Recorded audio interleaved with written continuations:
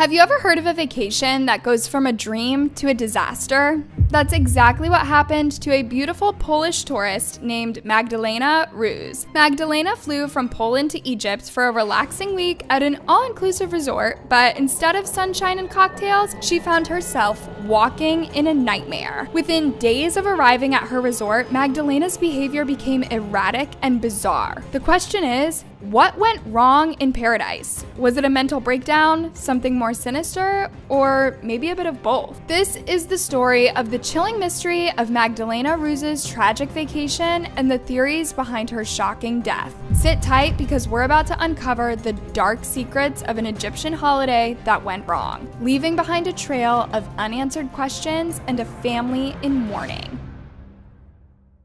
For 27-year-old Magdalena Zook and her boyfriend Marcus, it was supposed to be the trip of a lifetime. A relaxing, tropical getaway to an exotic Egyptian resort town on the Red Sea. It is like dreaming of turquoise water lapping on sugar-white sand with ancient pyramids whispering secrets in the desert wind. Egypt beckons with the promise of a sun-drenched escape. But Zook's dream vacation morphed into a waking nightmare. She planned to have the perfect all-inclusive getaway with her boo, sunshine, cocktails, the whole shebang. But then passport drama, which made Marcus ineligible for a visa, threw a wrench in Magdalena's plans, leaving her flying solo. As it turns out, things quickly went from a solo trip to a full-on Twilight Zone. No one can blame Marcus for the turn of events because Magdalena informed him of the trip 7 hours before the flight. It was meant to be a surprise. Magdalena had already paid for the trip, and selling the tickets or getting a refund was impossible. Magdalena's vision of fruity cocktails under swaying palm trees did a nosedive faster than a clumsy pelican. If only she knew that the strange events that began on day one wouldn't just disrupt her relaxation. They would unravel like a frayed shoelace, leading her down a path with a far more sinister destination.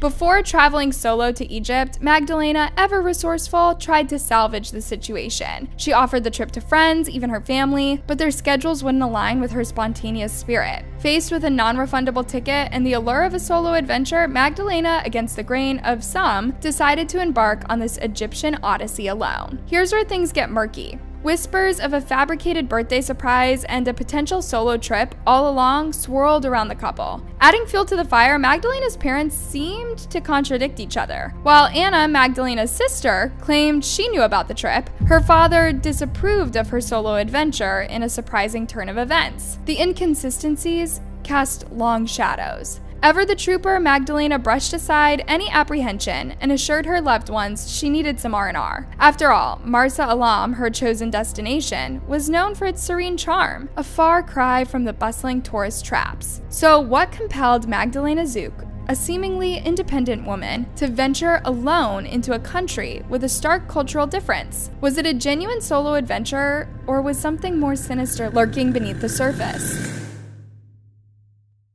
There was a curious turn about Magdalena's Egyptian adventure at the Kwatsi Parisi airport on the day of her departure. Marcus dropped her off, and witnesses claimed they saw tears welling up in Magdalena's eyes. Now, a few teardrops at the prospect of a solo trip weren't exactly a crime. However, it threw a wrench in the picture-perfect surprise birthday getaway narrative. But wait, there's more. Two more mysterious men suddenly appeared at the airport, hovering around Magdalena like guardian angels. Flash forward to Egypt. It was past midnight on Wednesday, April 26, 2017, and Magdalena, fresh off the plane, called Marcus. Here's the thing. Marcus didn't notice anything abnormal when Magdalena called. She sounded perfectly normal, no nervousness, no anxieties, just a casual travel update. Other passengers could not see anything off about her, as Magdalena was simply one of them. Interestingly, Magdalena started her solo trip when she got off the plane in Egypt, rented a car, ditched the tourist shuttle, and navigated the 286-kilometer stretch to Marsa Alam. Did she ditch the prearranged transport for a reason, or was it just a spontaneous detour for some scenic freedom? One thing was certain. Magdalena's solo adventure was about to unfold in a luxurious beach resort called Three Corners Equinox. On Wednesday, April 26, 2017, fresh off the plane in Egypt, Magdalena checked into her expensive hotel room. Paradise awaits, right? Wrong. Just 2 hours later, panic set in. Magdalena started calling Marcus, her voice trembling, claiming someone was lurking in her room, whispering slithering through the air. Imagine her terror. Marcus tried to play the knight in shining armor. He pleaded with the hotel staff to investigate, a frantic middleman between his scared girlfriend and the language barrier thicker than the Red Sea sand. As Marcus would later put it, Magdalena assured him that everything was fine later. Over the next day, things unraveled like a cheap beach towel. Friends couldn't reach Magdalena on her phone. When they did come, her messages were cryptic riddles, accusations of spiked drinks, and a general sense of off. One friend described her voice as a mumble, a ghost of the vibrant Magdalena Zook they knew. The hotel staff joined the chorus of concern. Once social and lively, Magdalena became a whirlwind of suspicion, refusing help and snapping at anyone who dared ask a question. Guests reported her running the halls, a frantic accusation machine, tears streaming down her face. Her family, used to her outgoing nature, initially brushed it off, but it was a horror movie unfolding for those closer to Magdalena's room. They described her pacing in circles, a solitary dance under the scorching sun, punctuated by sudden flashes of nudity, a chilling display of erratic behavior. Magdalena contacted friends again, and her messages were a bizarre mix-up. She seemed to think that these friends were already in the hotel with her, vacationing alongside her. The fear in their hearts grew with each garbled message, each tale of a disembodied voice. News of her erratic behavior trickled down to her worried parents. Could this be their daughter? Fear gnawed at them, and a desperate plan was hatched. They enlisted Marcus's friend, Micah, to fly to Egypt and be a real-life knight in shining armor. Fellow tourists painted a picture of a normal Magda pre-hotel, but a chilling transformation upon arrival. The once sunny arrival photo became a stark reminder of the happy vacation that spiraled into a terrifying mystery. Magdalena Zook's Egyptian adventure was about to take a head-spinning turn. By Thursday, April 27, 2017, Magdalena's case had taken a nosedive. Staying in her hotel lobby with the phone pressed to her ear, yelling like a cornered cat, arms flailing wildly. Back home, her family received bizarre texts from Magdalena. But these messages arrived from a strange source, the phone of Muhammad, a local travel agency dude. Now, Marcus got wind of Magdalena's deteriorating condition. Panic set in, and he scrambled to book her to the first flight back to Poland. Forget the week-long vacation, her family and friends needed her home ASAP. Meanwhile, at the hotel, Muhammad stepped in as Magdalena's unlikely guardian angel, teaming up with hotel staff to calm her down. Muhammad even sought advice from other Polish guests as the situation escalated by the minute. The hotel offered to call a doctor, but Magdalena, a frantic mess, refused help. However, whispers suggested they never even offered. Her family, utterly bewildered, couldn't reconcile this with their daughter. Upbeat, positive, and mentally sound. Then came a bizarre twist. In the evening, Magdalena stumbled down to the beach, but instead of a calming walk, she got whisked away on a small boat, spending the entire night at sea. Her phone was on, pinging its location 20 kilometers offshore in the Red Sea. The question is, what on earth was she doing in a boat in such a fragile state? And who was she with? Then things got murky. The authority investigating the case dug deep into this case and revealed a shocking truth. Forensic tests on the clothes Magda wore that night uncovered biological traces from several unidentified people. But get this crucial evidence vanished from official reports. Despite these materials being available, and despite the glaring red flag of a night spent on a boat, the prosecutor's office conveniently ignored the possibility of being hurt. So, was Magda assaulted? Did the boat trip play a role in her tragic demise? The official story leaves more questions than answers. For Magdalena's family and friends, anguish set in like an uninvited guest when they couldn't reach her on Friday, April 28, 2017. They struggled to connect with her until a breakthrough came. Little did they know, events were already spiraling beyond their worst fears. Meanwhile, in the confines of her hotel room in Egypt, the scene was anything but serene. Surveillance footage revealed Magdalena in a bewildering state, motionless in a bathrobe, seemingly unconscious at her doorway. Witnesses from adjunct rooms described a surreal scene where Magda had commandeered phones from fellow guests, refusing to return them. It was a tableau of confusion and concern, escalating with each passing moment. The gravity of the situation was undeniable. A young woman in distress, far from home, with no clear answers as to what had transpired. Investigators soon uncovered a harrowing truth. Magdalena had endured a nightmarish ordeal aboard a ship, subjected to multiple instances of sexual assault. This revelation was corroborated by forensic evidence, biological traces linking her to several individuals. The effort to obscure the truth had been meticulous, but the truth began to emerge through diligent inquiry.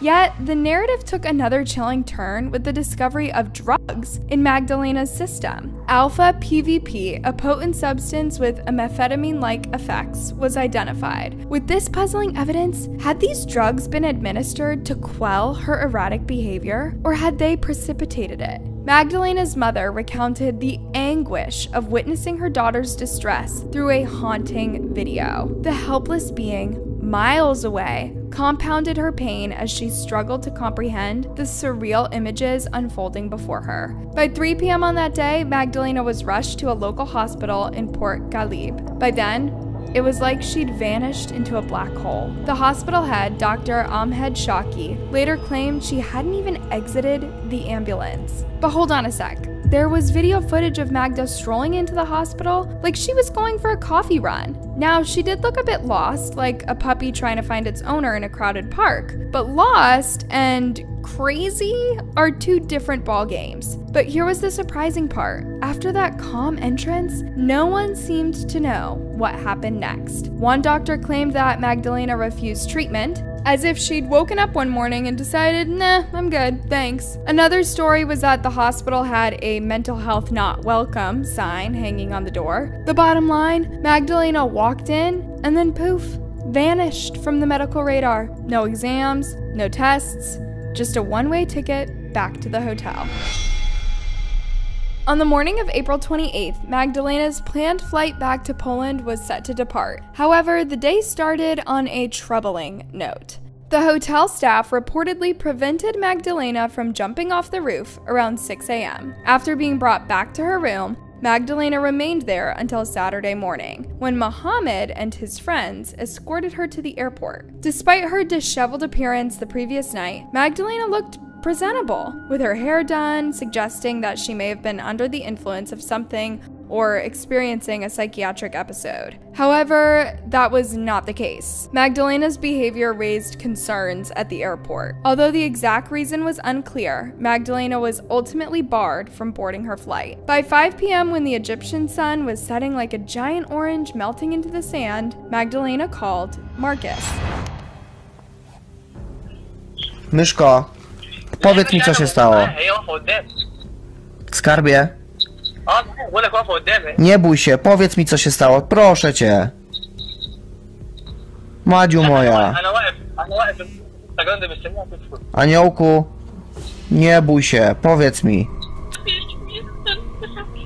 Marcus recorded the call, and what unfolded was a 14-minute video that felt more like a hostage negotiation gone wrong. Magdalena was on screen, but it was like she was a ghost of herself. Her eyes were red-rimmed and her voice trembled like a leaf in a desert wind. Marcus pleaded with her to be open and told her he loved her no matter what. But the fear in her eyes was a locked door, and Marcus didn't have the key. By the end of the video call, Magdalena was a broken record repeating, "I won't come back.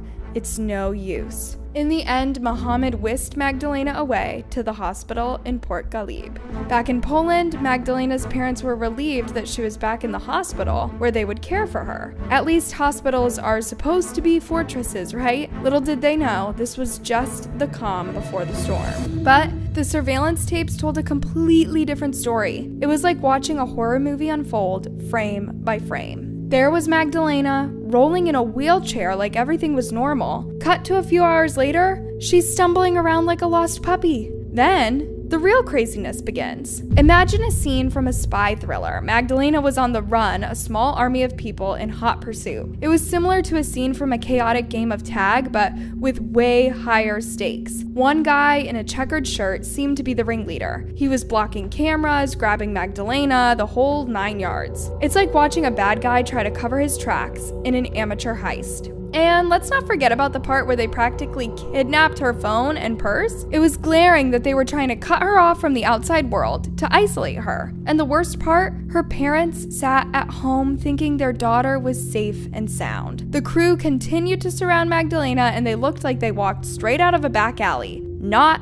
a hospital. Who are these guys, and why are they dressed for a beach party instead of a medical emergency? Then Mohammed hung around looking like a deer caught in headlights. Was he in over his head? Did he drag her into this mess? Magdalena's behavior was a whole other can of worms. Is she fighting back because she's terrified, or because she's actually dangerous? It's like figuring out if a scared animal will bite you, or just want to be rescued. In the early hours of Sunday, April 30th, just after the clock struck 2, a tense scene unfolded in the hospital room. Magdalena was tied to a bed, feeling more like a prisoner than a patient. With desperation and determination, she asked the nurse, Fateh Ahmed, to untie her so she could make a quick trip to the bathroom. As soon as the nurse loosened the restraints, Magdalena sprang into action, grabbing the IV drip stand as if it was a sword and charging toward the window. Fateh later recounted, "I was right there when she jumped."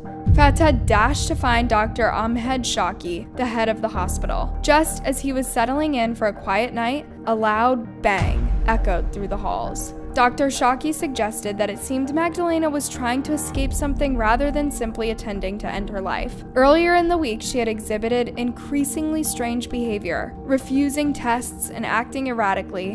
When Magdalena leaped from the window, she fell onto the unforgiving concrete below. The impact was severe. She sustained horrific injuries, a shattered leg, a punctured lung, and significant trauma to her head and chest. Magdalena Zook didn't die instantly, but the odds were stacked against her. As they sifted through the details, it became clear that this was not just a simple case of a distressed young woman. It was a complex web of mental health struggles, questionable medical practices, and a desperate bid for freedom that ended in heartbreak. Just 6 minutes after her harrowing fall, the hospital's monitoring system captured a chilling scene. Magdalena was whisked away to a secluded corner of the intensive care unit, where she would remain isolated for the next 2 hours. As dawn broke at 5 a.m., the head of Port Ghalib Hospital called to transfer Magdalena to a larger facility, 286 kilometers away, hoping to give her the specialized care she desperately needed. Imagine an ambulance speeding through the Egyptian landscape with Magdalena inside, teetering on the edge of consciousness. Magdalena was barely hanging on when they arrived at around 8 a.m. Video footage from the hospital showed several men carefully maneuvering a stretcher, cradling what appeared to be Magdalena, who was now fighting to stay awake. When Majisi, a friend who rushed to be by her side, arrived at the hospital, he was initially reassured. The doctors told him she was able to be transported back to Poland. But as he caught a glimpse of Magdalena lying in an artificial coma, the reality began to sink in. A doctor confided in him that Magdalena had serious injuries to her right lung and required immediate surgery. Amidst the chaos, he learned that Mohammed, the travel agency employee looking after Magdalena, bore scratches on his face from her earlier struggles. Meanwhile, back home, Magdalena's family frantically tried to arrange her transport. They were on the phone with the insurance company, only to be met with a flat refusal to cover the costs. Just as they were piecing together a plan to bring her back, the unthinkable happened. They received the devastating news that Magdalena had passed away. According to the Egyptian medical report, her life slipped away on Sunday, April 30th, 2017 at 5:30 p.m. In a heart-wrenching moment, Mohammed gathered all the Polish guests at the Three Corners Equinox Resort Beach Hotel and with tears streaming down his face, shared the tragic news.